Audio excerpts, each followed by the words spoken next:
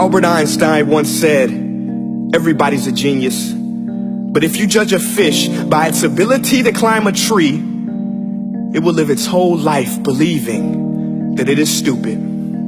Ladies and gentlemen of the jury, today on trial we have modern day schooling. Glad you could come. Not only does he make fish climb trees, but also makes them climb down and do a 10-mile run. Tell me, school, are you proud of the things you've done? Turning millions of people into robots, do you find that fun? Do you realize how many kids relate to that fish swimming upstream in class, never finding their gifts, thinking they are stupid, believing they are useless? Well, the time has come, no more excuses. I call school to the stand and accuse him of killing creativity, individuality, and being intellectually abusive.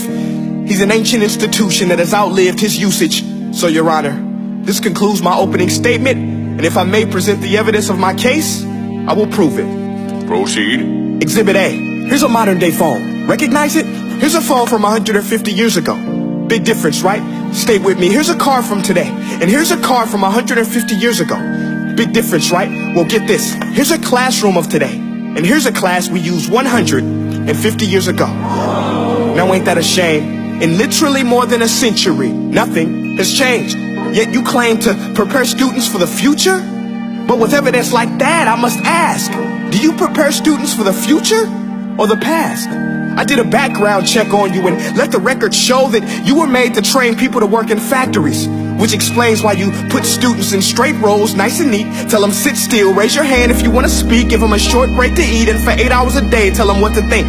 Oh, and make them compete to get an A letter which determines product quality, hence grade A of meat.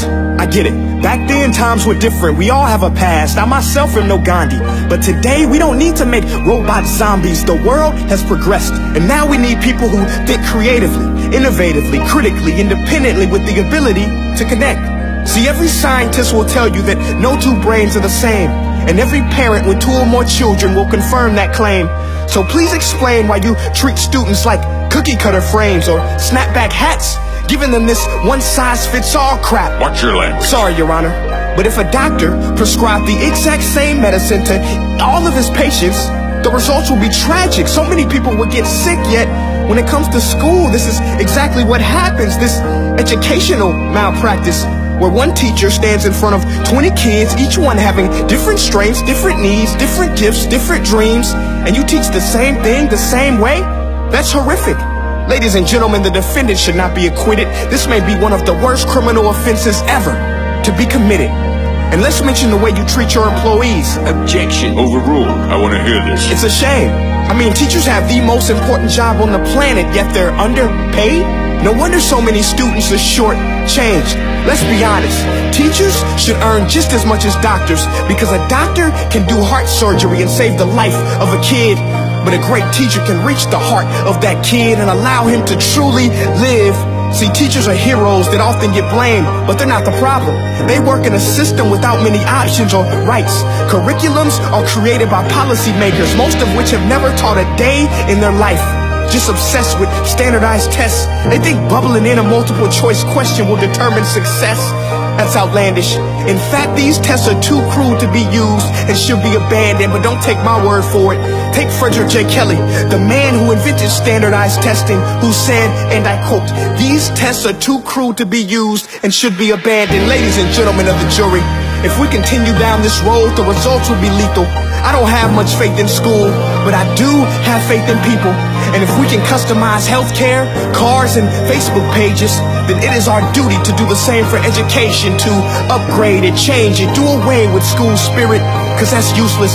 Unless we're working to bring the spirit out of each and every student, that should be our task.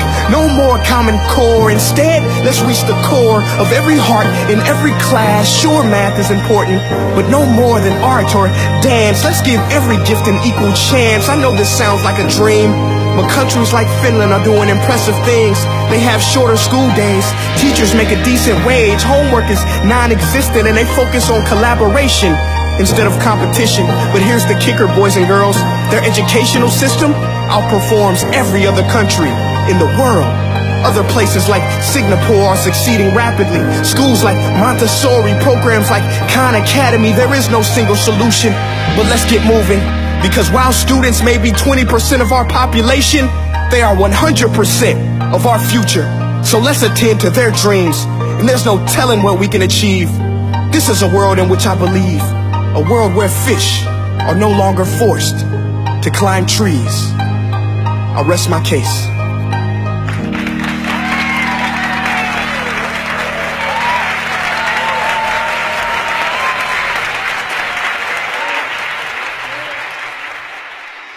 Hey guys, my name is Prince EA, and I want to say thank you so much for watching my video. But now, I want to know what you think. How can we together create a more efficient, effective, and just better future of learning? I want you to visit nestday.com/preorderthefuture and share your thoughts and ideas on the topic. Peace.